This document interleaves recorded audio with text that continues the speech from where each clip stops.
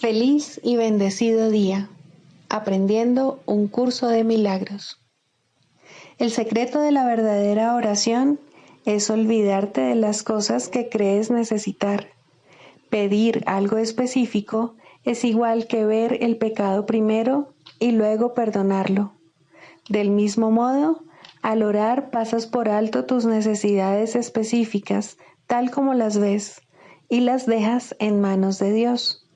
Ahí se convierten en los regalos que le haces, pues le dicen que no antepondrás otros dioses a Él, ni que quieres otro amor que el suyo. Este libro es un comienzo, no un final.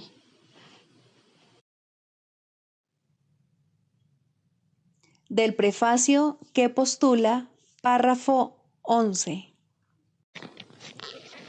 La visión de Cristo es el don del Espíritu Santo, la alternativa que Dios nos ha dado contra la ilusión de la separación y la creencia en la realidad del pecado, la culpabilidad y la muerte.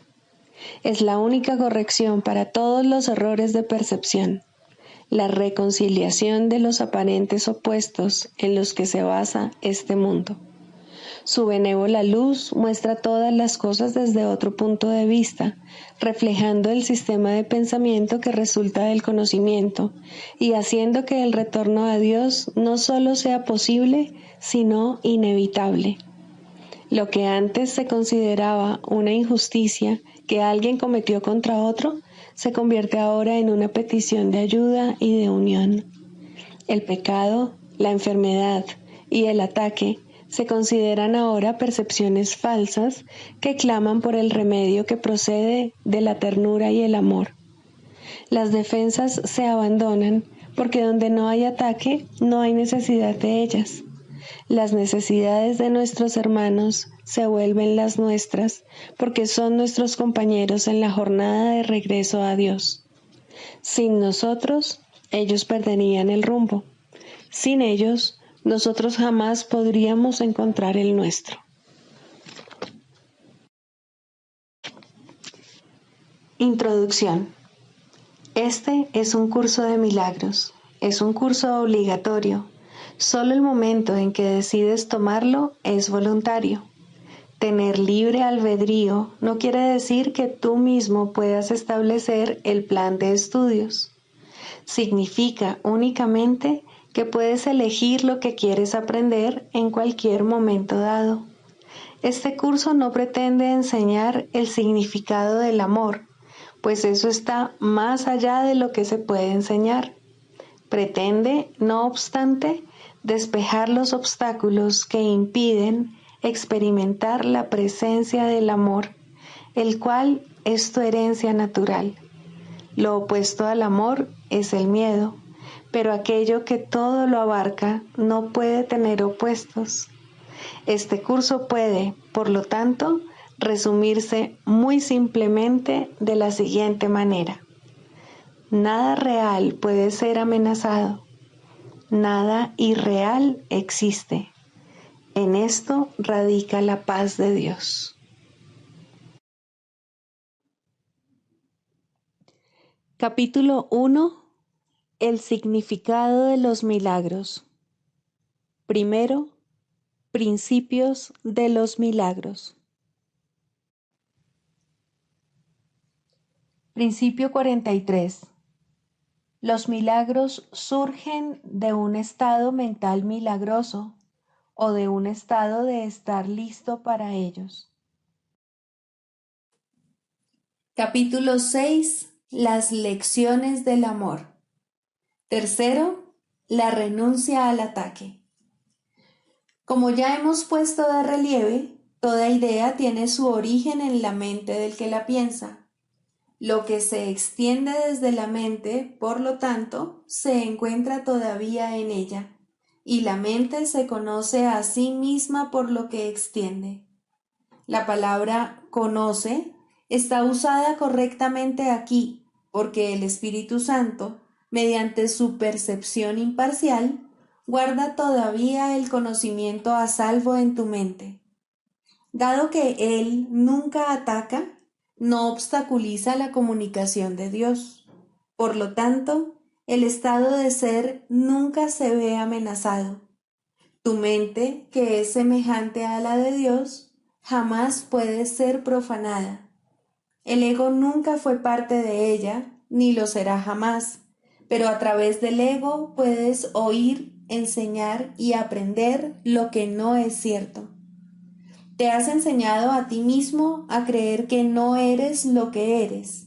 No puedes enseñar lo que no has aprendido y lo que enseñas lo refuerzas en ti al compartirlo. Cada lección que enseñas es una lección que tú mismo estás aprendiendo. Por eso es por lo que debes enseñar solamente una lección. Si has de verte libre de conflictos, tienes que aprender únicamente del Espíritu Santo y enseñar únicamente con Él. Tú eres únicamente amor, mas cuando lo niegas, haces de lo que eres algo que tienes que aprender a recordar. Dije anteriormente que el mensaje de la crucifixión fue: enseña solamente amor, pues eso es lo que eres. Esta es la única lección que está perfectamente unificada, porque es la única lección que es una sola. La única manera de aprenderla es enseñándola. Lo que enseñes es lo que aprenderás. Si esto es verdad, como en efecto lo es, no olvides que lo que enseñas te enseña a ti, y no puedes sino creer en lo que proyectas o extiendes. La única seguridad radica en extender el Espíritu Santo, porque a medida que ves su mansedumbre en otros, tu propia mente se percibe a sí misma como totalmente inofensiva. Una vez que puede aceptar esto completamente, no ve necesidad alguna de protegerse. La protección de Dios alborea entonces sobre ella, asegurándole que está perfectamente a salvo para siempre. Los que están perfectamente a salvo son completamente benévolos. Bendicen porque saben que son benditos. Desprovista de ansiedad, la mente es totalmente benévola y puesto que extiende caridad, es también caritativa. La seguridad no es otra cosa que la completa renuncia al ataque. Ninguna transigencia al respecto es posible. Si enseñas ataque en cualquier forma que sea, lo habrás aprendido, y ello no podrá sino causarte dolor. Con todo, ese aprendizaje no es permanente y puedes desaprenderlo dejándolo de enseñar. Puesto que no puedes dejar de enseñar, tu salvación radica en enseñar exactamente lo opuesto a lo que el ego cree. Así es como aprenderás la verdad que te hará libre y que te mantendrá libre a medida que otros la aprenden de ti. La única manera de tener paz es enseñando paz. Al enseñarla, no puedes sino aprenderla, pues no puedes enseñar aquello de lo que todavía te disocias. Solo así podrás recobrar el conocimiento que desechaste. Para poder compartir una idea, tienes primero que disponer de ella. Dicha idea despierta en tu mente mediante la convicción que nace de enseñarla. Aprendes todo lo que enseñas. Enseña solamente amor y aprende que el amor es tuyo y que tú eres amor. Libro de ejercicios, lección 165. Que mi mente no niegue el pensamiento de Dios. ¿Qué es lo que hace que este mundo parezca real, sino tu negación de la verdad que se encuentra más allá de él? ¿Qué otra cosa sino tus pensamientos de aflicción y de muerte ensombrecen la perfecta felicidad y vida eterna que la voluntad de tu Padre dispone para ti? ¿Y qué otra cosa sino las ilusiones podrían ocultar lo que no puede ser ocultado?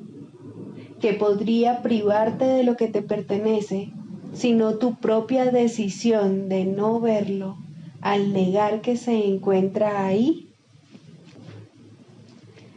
El pensamiento de Dios te creó y no te ha abandonado, ni tú has estado nunca separado de Él, ni siquiera por un instante. Te pertenece. Gracias a Él vives.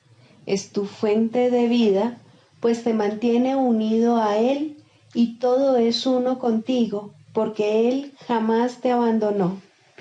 El pensamiento de Dios te protege y cuida de ti. Hace que tu lecho sea mullido y allana tu camino al iluminar tu mente con gozo y amor. Tanto la eternidad como la vida eterna refulgen en tu mente, porque el pensamiento de Dios no te ha abandonado y todavía se encuentra en ti. ¿Quién negaría su seguridad, su paz, su alegría, su curación y tranquilidad de espíritu, así como su sereno descanso y apacible despertar, si reconociese dónde se encuentran? No se prepararía de inmediato para salir a su encuentro, abandonando todo lo demás como algo sin valor en comparación. Y una vez que los hubiera encontrado, ¿no se aseguraría de que permanecieran en él y él con ellos? No niegues el cielo. Hoy se te concede solo con que lo pidas. No es necesario tampoco que percibas cuán grande es este regalo, ni cuánto habrá cambiado tu mente antes de que te llegue. Pídelo y se te concederá. La convicción radica en él. Hasta que no le des la bienvenida como algo que te pertenece, seguirás en la incertidumbre. Mas Dios es justo. No tienes que tener certeza para recibir lo que solo tu aceptación puede otorgar. Pide con fervor. No tienes que estar seguro de que lo que estás pidiendo es lo único que deseas, mas cuando lo hayas recibido, sabrás que estás en posesión del tesoro que siempre anhelaste. ¿Por qué otra cosa ibas a querer intercambiarlo? ¿Qué podría inducirte ahora a dejarlo desaparecer de tu extática visión? Pues verlo te demuestra que has cambiado a tu ceguera por los ojos videntes de Cristo y que tu mente ha decidido abandonar la negación y aceptar el pensamiento de Dios como tu herencia. Y ahora las dudas son cosa del pasado. El final de la jornada es indudable y se te ha concedido la salvación. Ahora el poder de Cristo mora en tu mente para que puedas curar tal como fuiste curado, pues ahora te encuentras entre los salvadores del mundo. Ese es tu único destino. ¿Consentiría Dios acaso que su Hijo permaneciese eternamente hambriento por haberse negado a sí mismo el sustento que le es menester para poder vivir? La abundancia mora en él y la privación no puede separarlo del amor vivificante de Dios ni de su hogar. Practica hoy lleno de esperanza, pues tener esperanzas está ciertamente justificado. Tus dudas no tienen sentido, pues Dios goza de perfecta certeza y el pensamiento de Él nunca está ausente. La certeza no puede sino morar en ti, que eres su anfitrión. Este curso elimina toda duda que hayas interpuesto entre Él y tu certeza acerca de Él. Contamos con Dios, no con nosotros mismos, para que nos dé certeza. Y en su nombre practicamos tal como su palabra nos indica que hagamos. Su certeza se encuentra tras cada una de nuestras dudas. Su amor tras cada uno de nuestros temores. El pensamiento de Él todavía se encuentra en nuestras mentes, más allá de todo sueño, tal como su voluntad dispone.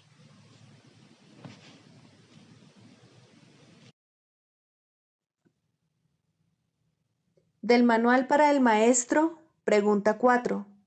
¿Cuáles son las características de los maestros de Dios? 4. Mansedumbre. Para los maestros de Dios, el daño es algo imposible. No pueden infligirlo ni sufrirlo.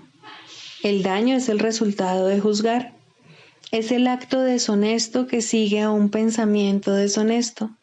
Es un veredicto de culpabilidad contra un hermano y por ende contra uno mismo.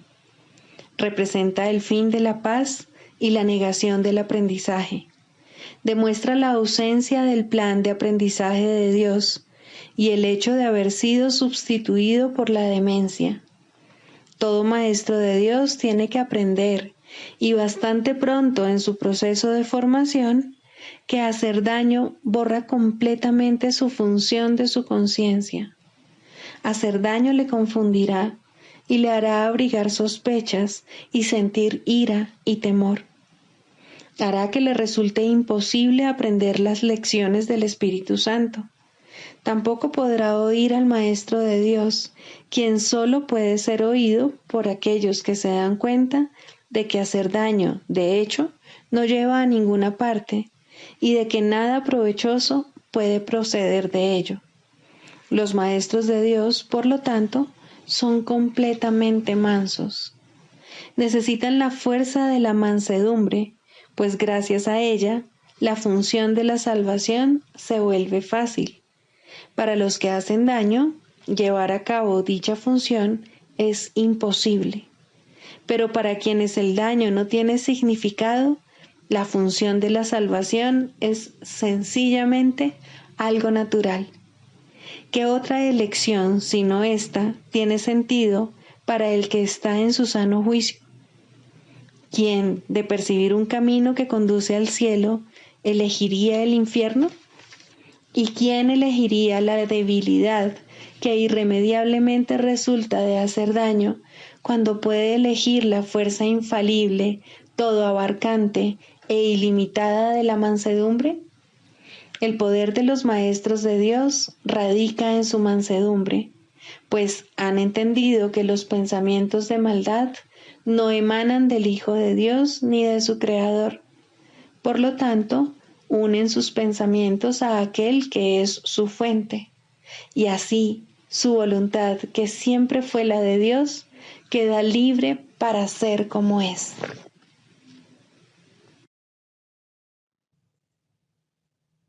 Manual para el Maestro, pregunta 14. ¿Cómo acabará el mundo? ¿Puede realmente tener fin lo que no tiene principio? El mundo acabará en una ilusión, tal como comenzó. Su final, no obstante, será una ilusión de misericordia, la ilusión del perdón completa, sin excluir a nadie, y de una ternura ilimitada. Lo cubrirá ocultando toda maldad, encubriendo todo pecado y acabando con la culpabilidad para siempre. Así acabará el mundo al que la culpabilidad dio lugar, ya que al no tener ningún propósito, desaparecerá. El origen de las ilusiones es la creencia de que tienen un propósito, de que satisfacen alguna necesidad o de que conceden algún deseo. Si se perciben como desprovistas de propósito, dejan de verse. Al reconocerse su inutilidad, desaparecen. ¿De qué otra manera, si no, terminan todas las ilusiones? Se llevaron ante la verdad y la verdad no las vio. Simplemente pasó por alto lo que no tenía sentido. Mientras el perdón no sea completo, el mundo seguirá teniendo un propósito. Es el hogar donde nace el perdón, donde crece y donde se vuelve más fuerte y abarcador. Aquí se le alimenta, pues es aquí donde se le necesita.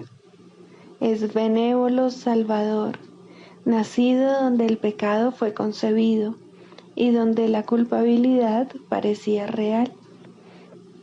Este es su hogar, porque aquí ciertamente se le necesita. Él trae consigo el fin del mundo.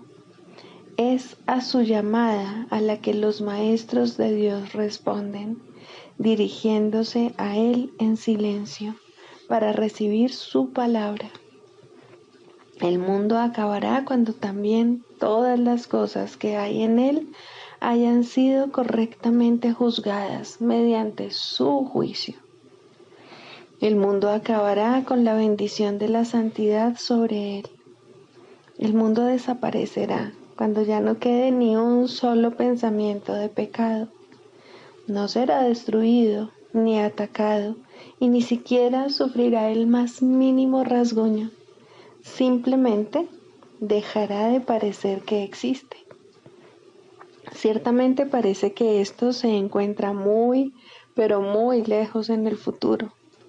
Cuando ya no quede ni un solo pensamiento de pecado, parece ser un efecto, un objetivo a largo plazo.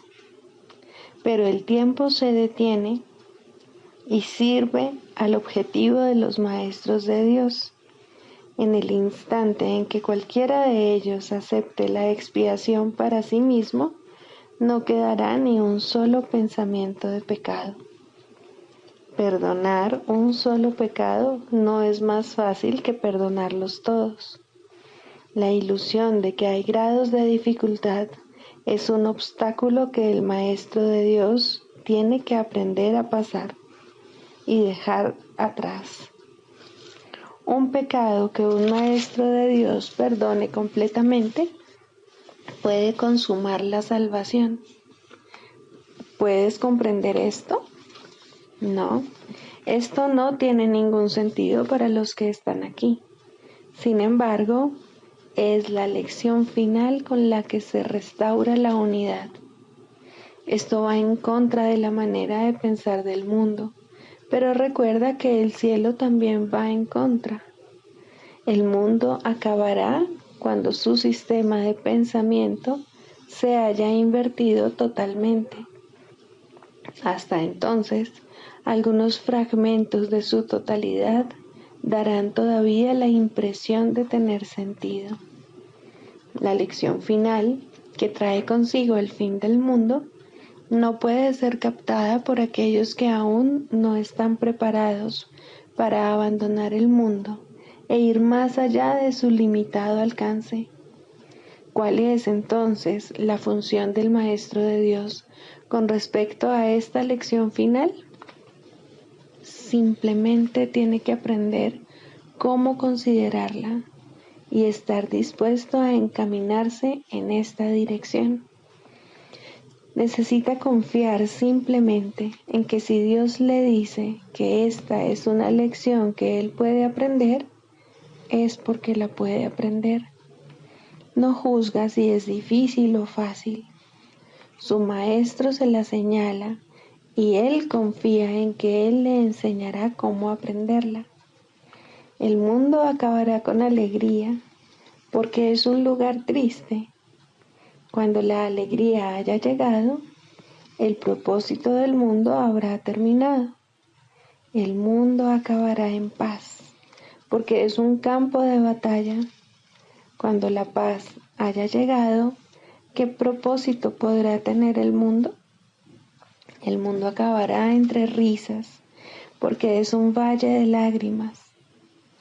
¿Quién puede seguir llorando allí donde hay risa?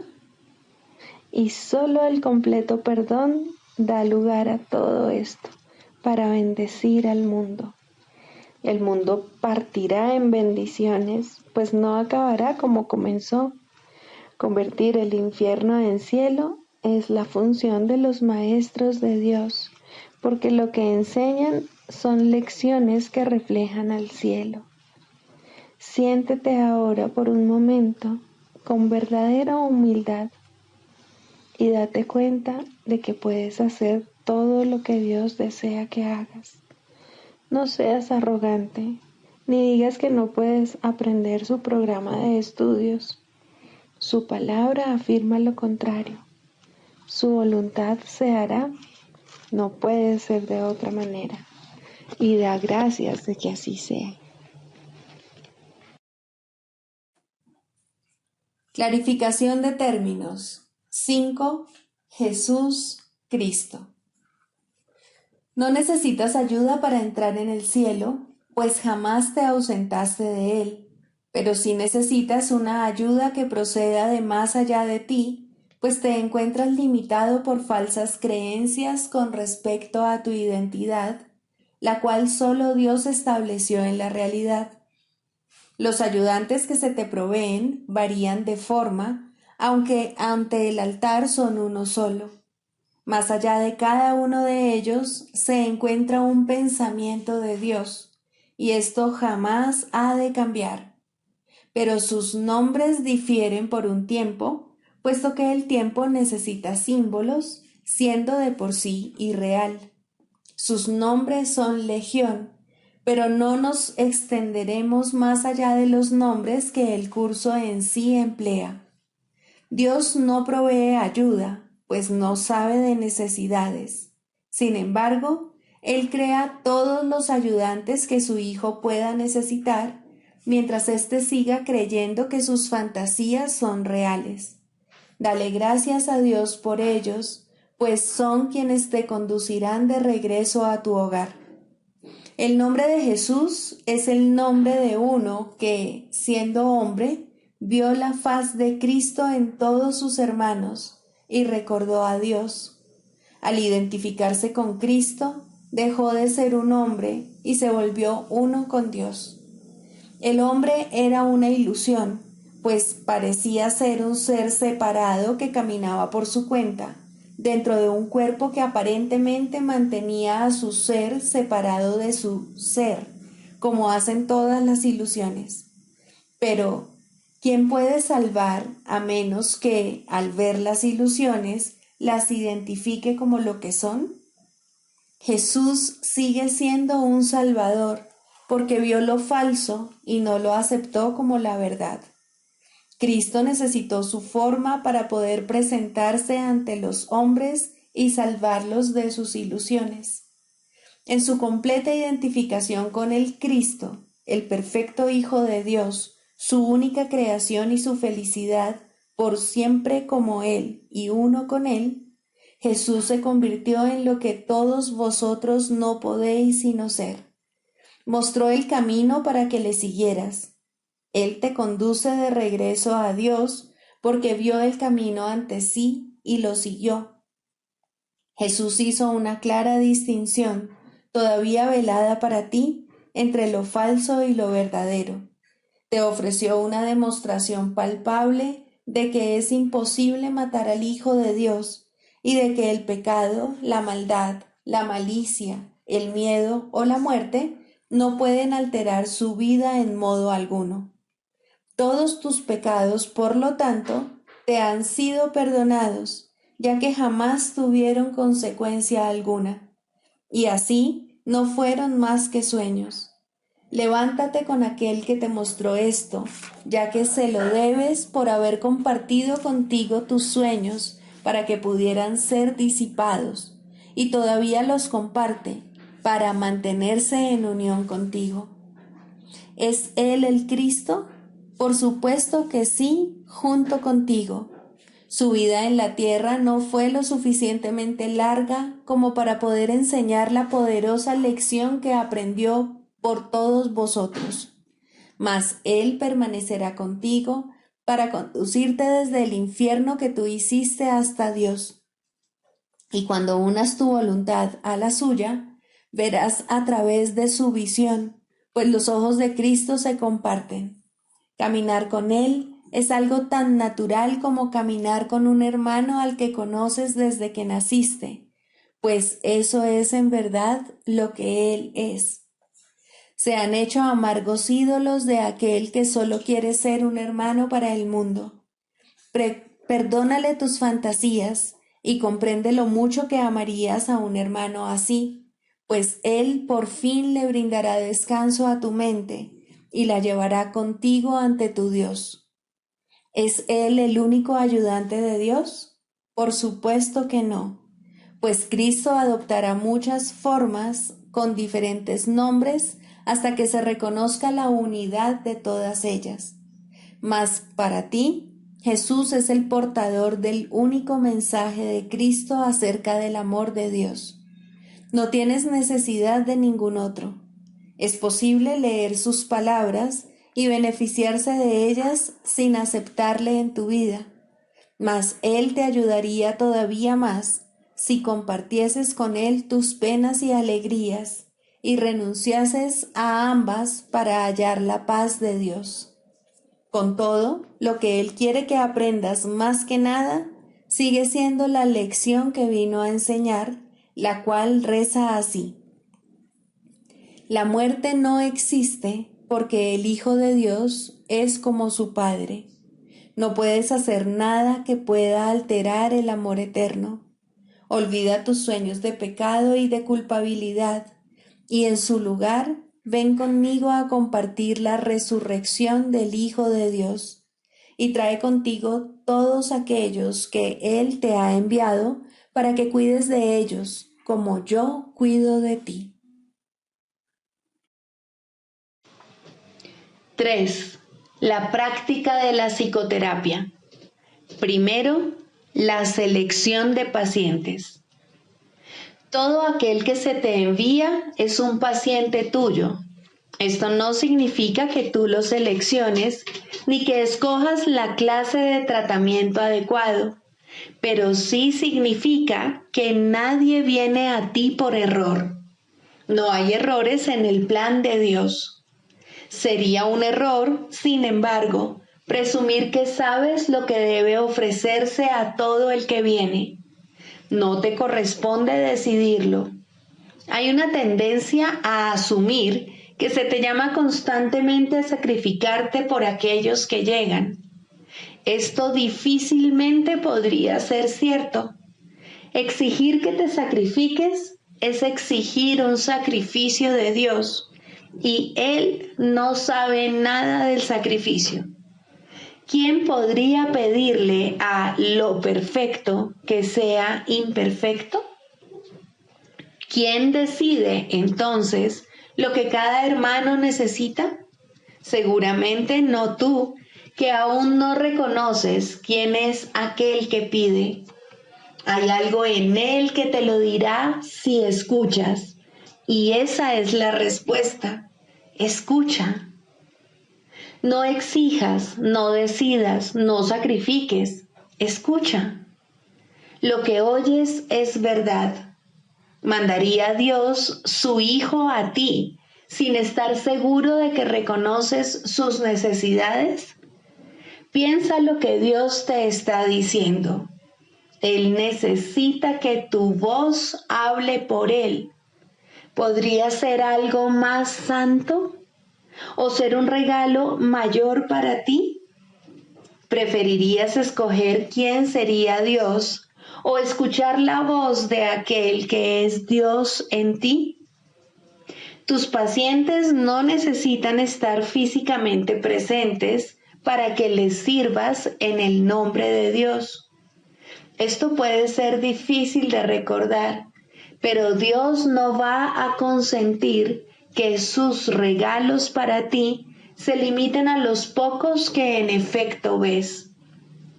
Puedes ver otros también, pues la visión no está limitada a los ojos del cuerpo. Algunos no necesitan tu presencia física. Te necesitan tanto y tal vez más en el instante en que se envían. Los reconocerás en la forma que pueda ser más útil para ambos. No importa cómo vengan, serían enviados en la forma en que sea más útil. Un nombre, un pensamiento, una imagen, una idea, o tal vez simplemente una sensación de estar llegando a alguien en alguna parte. La unión está en las manos del Espíritu Santo. No se puede evitar lograrla. Un terapeuta santo, un maestro de Dios avanzado, nunca olvida una cosa. No fue él quien hizo el currículo de la salvación, ni quien estableció su parte en él. Entiende que su parte es necesaria para el todo y que a través de ella reconocerá el todo cuando su parte esté completa. Entre tanto, debe aprender, y sus pacientes son el medio que se le ha enviado para su aprendizaje. ¿Qué otra cosa sino gratitud podría sentir por ellos y hacia ellos? Traen consigo a Dios. ¿Rechazaría este regalo por un guijarro o cerraría la puerta al Salvador del mundo para dejar entrar a un fantasma? Que no traicione al Hijo de Dios. Quien lo llama está más allá de su comprensión, pero no se alegraría de poder responder cuando sólo así será capaz de escuchar la llamada y entender que es la suya.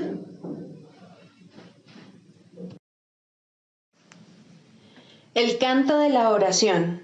Segundo, la falsa curación en contraposición a la verdadera. La falsa curación no es más que un mísero intercambio de una ilusión por otra más agradable, de un sueño de enfermedad por uno de salud. Esto puede ocurrir en los primeros niveles de oración en combinación con un perdón bien intencionado, pero aún no comprendido del todo. Solo la falsa curación puede dar lugar al miedo, de tal manera que la enfermedad es libre para arremeter de nuevo. La falsa curación puede, en efecto, eliminar ciertas formas de dolor y enfermedad, pero la causa sigue ahí y no dejará de producir efectos. La causa sigue siendo el deseo de morir y de vencer a Cristo. Y con este deseo, la muerte es segura, pues a la oración se le da respuesta. No obstante, hay una clase de muerte aparente que tiene otra fuente. No es el resultado de pensamientos hirientes ni de una furia desenfrenada contra el universo. Significa simplemente que la utilidad del funcionamiento del cuerpo ha concluido, de manera que se elige abandonarlo en forma similar a como uno se desprende de una vestimenta desgastada. Esto es lo que debiera ser la muerte, una elección tranquila que se lleva a cabo felizmente y con una sensación de paz, pues el cuerpo se ha usado con bondad para ayudar al Hijo de Dios en el camino que lo lleva a su Padre. Le damos las gracias al cuerpo por el servicio que nos ha prestado, pero nos sentimos agradecidos también de que ya no haya necesidad de seguir transitando por el mundo de las limitaciones, ni de alcanzar al Cristo en formas borrosas y, a lo sumo, poder verlo claramente en amorosos destellos. Ahora podemos contemplarle sin velos, en la luz que hemos aprendido a ver nuevamente. Llamamos a esto muerte, pero es libertad. No se presenta en formas que parecen imponerse con dolor a una carne renuente, sino como una dulce bienvenida a la liberación.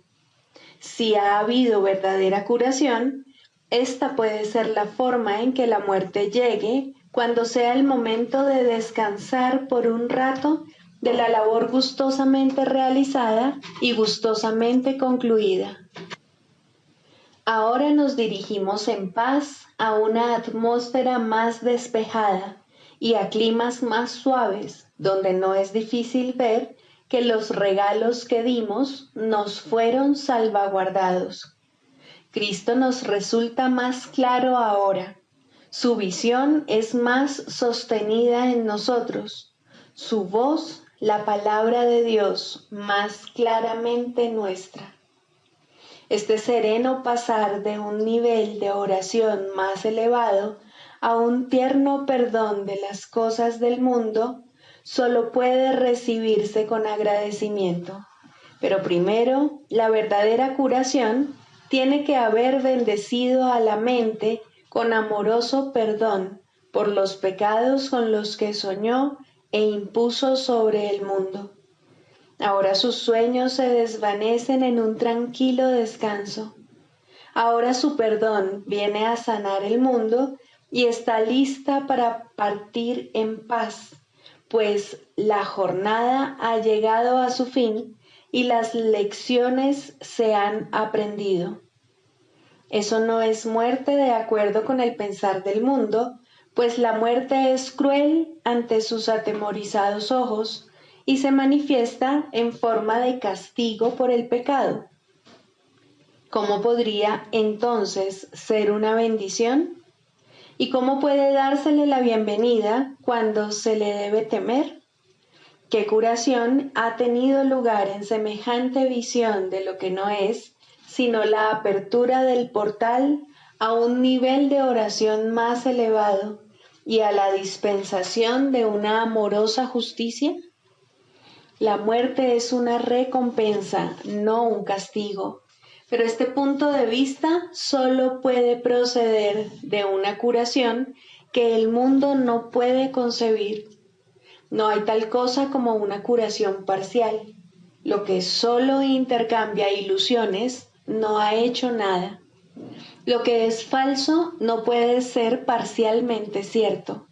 Si has sanado, tu curación es total. El perdón es el único regalo que puedes dar y el único que puedes recibir.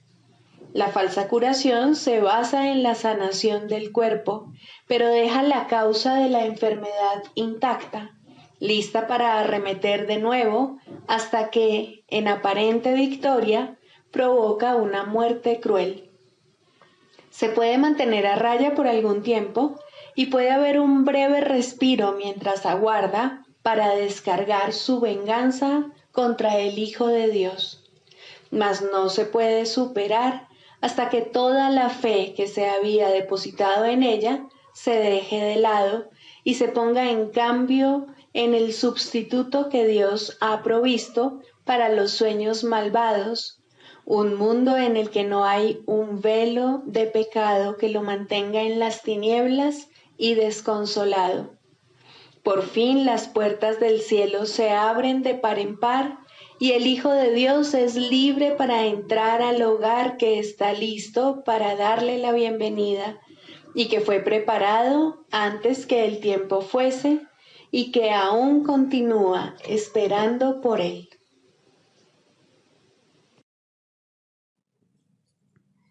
Sigamos a Jesús haciendo del perdón algo tan natural como respirar y algo tan vital como el aire. Amén.